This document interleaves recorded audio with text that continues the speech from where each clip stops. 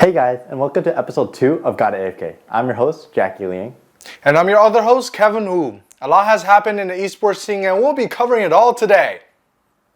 Yeah, we'll be giving a recap on the Valorant closed qualifiers, and we'll be going over the resurface of a popular old rivalry in the Call of Duty scene. But nothing matches our long rivalry. Wait, we have a rivalry? You know, the Valorant rivalry? To see who's better at opping? Yeah? That was a rivalry? Seems pretty one-sided for me. Bruh. Okay. I'm just playing. I'm sorry, dude. I was just playing. I only play like once a month, so I'm pretty garbage. Okay, now you just make me want to never play this again. I'm sorry, bro. I was just joking. You know, let's just go to the tournament recap. Last week in the Valorant NA closed qualifier, we saw 16 teams that progressed from the open qualifier, battling it out for their chance to qualify for the Valorant First Strike event. Remember, these tournaments that have been happening in the past few weeks are just qualifiers for the official event. The top 4 teams of this closed qualifier, which we will be discussing later on, will advance to the Valorant First Strike event. After 8 teams were knocked out, we were in the quarterfinals with C9 Blue versus Renegades, Complexity versus Envy, Sentinels versus T1, and TSM versus 100 Thieves. Now a complete shock came when the winner of the closed qualifier C9 lost to Renegades in a 2-0 match. I was really surprised about this, especially how well they played as a team before that day. The next match was Team Complexity versus Team Envy. After seeing how well Team Envy performed in the last tournament, I think everyone knew how one-sided this match was going to be, with Team Envy knocking Complexity out 2-0. Now I personally was excited to watch Sentinels versus T1 because these teams were the original enemy teams trying to establish who would be the best. It was a closer game than the others, with Sentinels saying we're not trolling anymore and kicking T1 out of the tournament. Then the final match in the quarterfinals was TSM versus 100 Thieves. TSM throughout this match just looked lost, and their strategies hasn't changed up since the beginning of the bounce launch, allowing 100 Thieves to take the victory here. Anyways, now every team that has made it to the semifinals have already qualified for the Valorant First Strike event, but now they're continuing on just for the sake of saying I am better than you to the other team. We start off with a battle between Team Envy and Team Renegades, and I think most of us expected Envy to easily take this game home, but Renegades actually brought it to match point. Undead got destroyed in their third game, knocking them out of the tournament and moving Team Envy into the finals. Now it was Sentinels versus 100 Thieves, and this game was an intense one, going all the way to match point, ending with a 13-10 in favor of 100 Thieves. Honestly, I'm surprised by the outcome of this match. I never expected 100 Thieves to make it this far, but I guess the roster change really showed us that they're here to win. And now in the finals, we have Team Envy versus 100 Thieves. And yikes, this was an absolute bloodbath, with Team Envy not slowing down their pace throughout the game and winning every map 3-0 against 100 Thieves. This is all that's been happening in the Valorant NA scene, but don't forget that EU and Asia are still hosting their qualifiers to see who will qualify for the First Strike event. So soon enough, there will be a battle between the regions to see who is the best. And don't feel sad if your NA team didn't qualify this time around. There's going to be another qualifier happening very soon to give them another chance to qualify for the Valorant First Strike event. One of the most hilarious and perhaps influential streamers, XQC, was caught in a case of stream sniping Dr. Lupo in last week's Twitch Rivals Fall Guys tournament. If you don't know what I'm talking about, here's a clip. Wait, he is doing it! Wait, he did it! He got him up! Wait, it's tied, right? Well, who has more kudos? Who's more kudos? wait, we just watch that happen? Many streamers, including Tyler1 and Shroud, were furious about this situation. Shroud states that he lost all of his respect for XQC, and Tyler1 even goes on to confront XQC live. And oh man, just watch this clip. Yo, you know what's funny? Fucking cheating in Twitch Rivals. How funny is that, bro? Let's laugh at it. I'm sorry you couldn't win, Tyler. You're a sore loser, XQC! I mean, I don't even have a proper response to this. This is the first time I've seen this case happening, like for a proper tournament. So I think Twitch should give a proper punishment to XQC. So if Twitch releases any details about the situation, we'll definitely give you guys more updates. Woo! There's just so much to talk about in the League of Legends competitive scene right now. I mean, so many rumors and confirmations about trades. things are just everywhere. So let's just start with Niski, which is officially leaving Cloud9 and is rumored to go to Fnatic, actually.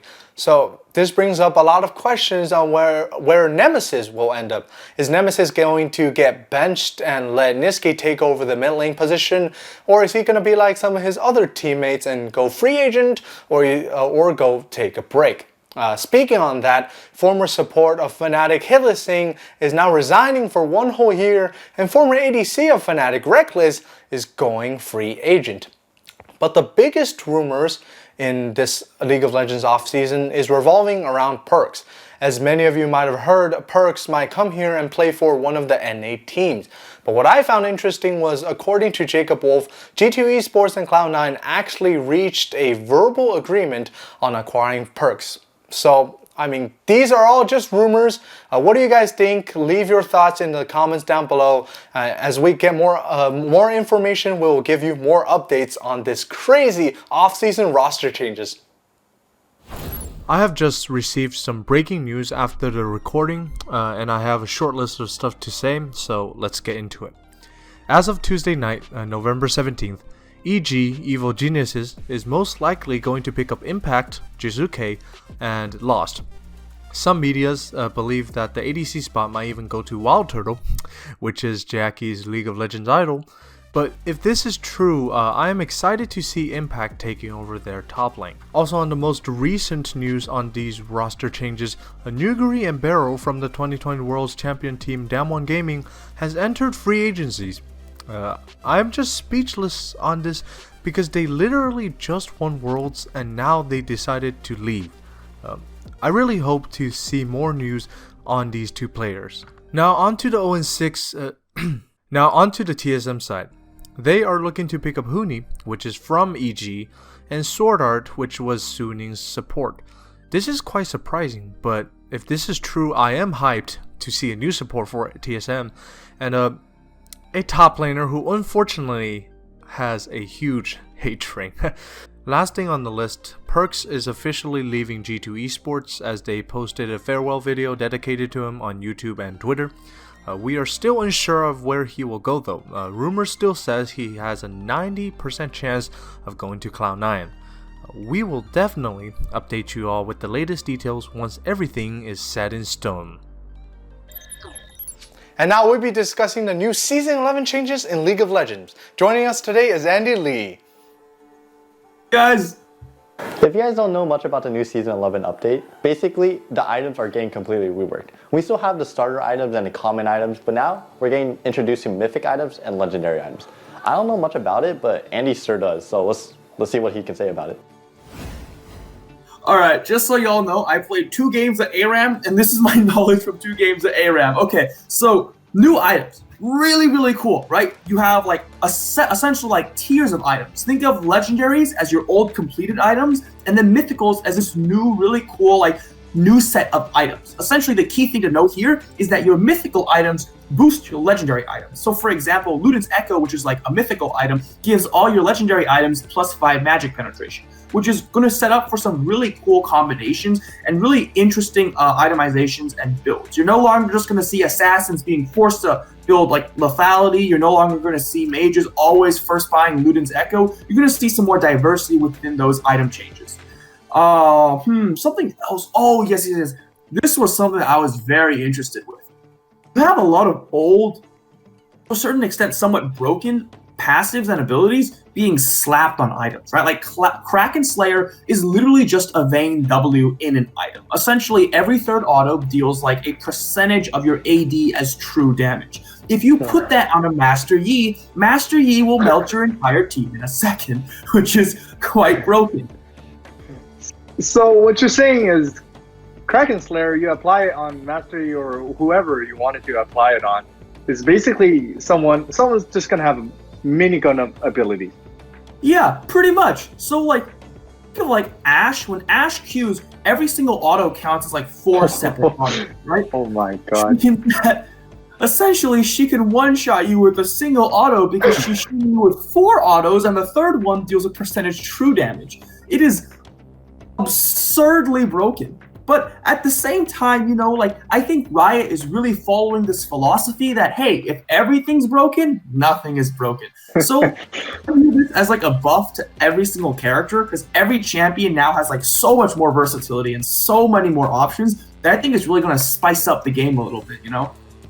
Yeah, exactly. Like I've been playing League of Legends for 6 years, and recently I haven't been playing as much because one, I hate the game, and two, it's just got super repetitive. Yeah, League of Legends, like I'm not gonna change my mind about that, but I'm actually gonna go. I think we all think the same. Yeah, I can't say that word, but poop game.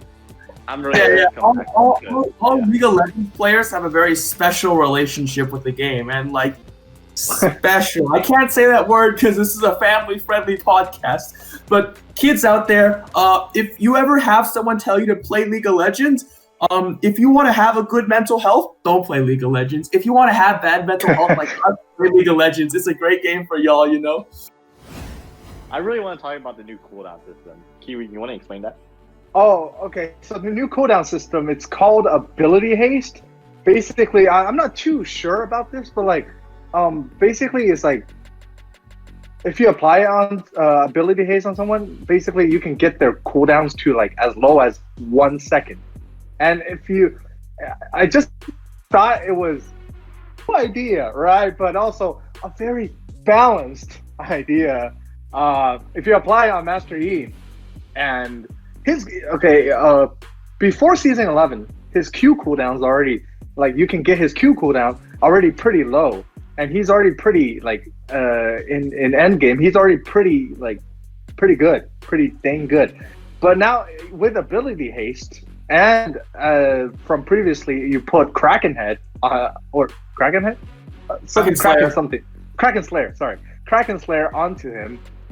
To just think about his Q and any of his abilities, and just think how Yi would play in this meta. I mean, I want your guys' opinion on Yi in this meta with all these items and ability haste overall. I mean, I don't particularly think Yi is gonna be OP, but it is kind of okay. I find it entertaining how there's no longer a cooldown limit. Like before, it used to be what 70%, 80, 60. I forgot. I haven't CD my cap was 60. Yeah. If anything, this just makes the game more interesting. But yeah, I find it kind of entertaining how now the cooldown system has no limit from what it was before, like 60%. Yeah, you can look at it OP, but I just think about all the fun things you can do in norms and just how you can really make somebody's life miserable in League of Legends. I mean, that's true. Just like perma blitzcrank cook, like every 0.3 second, just like grab them. Like, yeah, that'd be pretty fun. Actually, cooking is gonna become meta. Oh my god, dude! One for all. Everyone takes blitzcrank. Everyone builds like full ability haste. You're gonna play ping pong with the person. Oh, that's gonna be so fun. Now, with that being said, remember that these items are still very subject to rework. So, like if you want to try something out, make sure to hop on League and try it out for yourself. You gotta get the full one-shot experience, and good stuff. Yeah. With that being said, guys, at the end of the day, these are just our opinions. If you think something different, make sure to comment down below, and have a good time. We'll see you on the Rift. Hey, Andy, thank you for joining our podcast. But that's all we have for today. Make sure to tune in our next show, which will be airing 2 weeks from now. And also, don't forget to watch our main show this Friday, where we'll be going over all news-related content that happened recently. This has been Jacky. And this has been Key to the Wii. And now we gotta AFK. Oh.